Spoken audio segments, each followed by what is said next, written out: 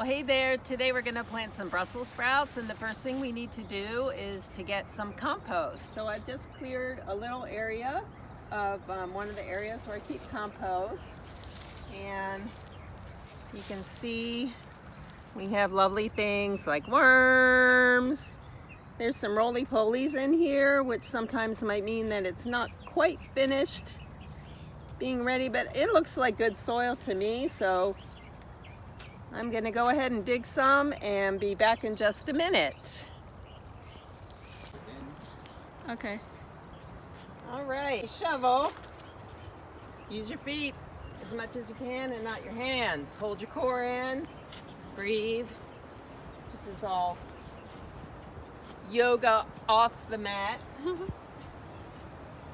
And voila, after a little while you will have a wheelbarrow full of lovely, wonderful compost. This was horse manure and then some grass clippings and things like that that's been broken down over the last year or so. Very nice. Does have some weeds in it, but that's okay. We know what weeds look like, and we just take them out when they come up. Beep, beep. Beep, beep, beep, beep, beep, beep, beep. Today we're going to plant some Brussels sprouts.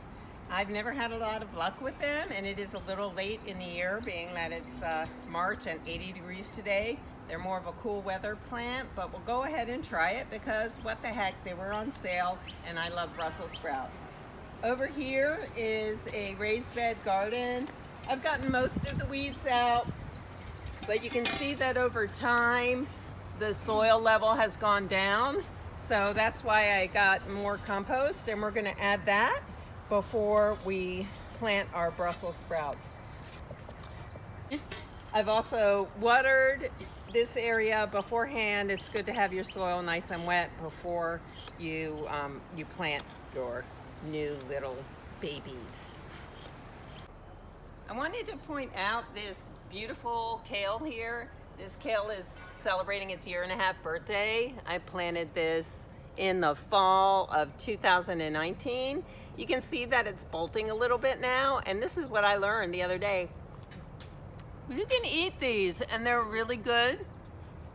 They taste very much like broccoli, and I'm assuming they would have lots of nutrition because, you know, they're just about to burst ready with flowers. So if you what you want to do is to basically pinch them off.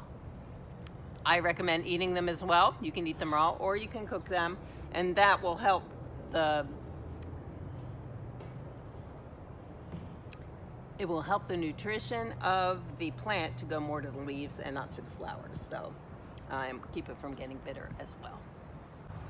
All right, so we have all of our wonderful homemade compost, and we are now ready to plant our Brussels sprouts.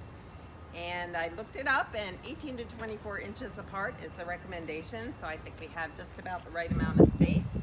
And I'm going to start in the middle and then can work my way out. We have 6 plants, so just digging down, making a little space, and then I like to just loosen up from the bottom of the package. Here we go, and then gently pull out your small plant, and it's always good to loosen up the roots a little bit, and you can just do that with your thumb or one of your hands. Not too much because you don't want to upset it, but just tell it that it's free now and can make bigger roots. And you want it to be about the same depth that it was when it was potted. So I'm gonna press the soil down. I'm going to clip off this one because it already broke. Could have been eaten, but I'm already hungry from eating full from eating the kale flowers. And this will probably sink in over time, but that's good. We don't need to pack it down a whole lot. We'll plant the rest of them, and then we'll come back and water. Okay, so we planted our lovely little Brussels sprouts, and now we are watering I usually water a little bit, then let it soak in, come back and water again, and make sure that everything's nicely watered. And since it's kind of warm out, we'll want to make sure we check every day to make sure that it's not dried out and give our little plants time to root. Well, stay tuned for Brussels sprouts.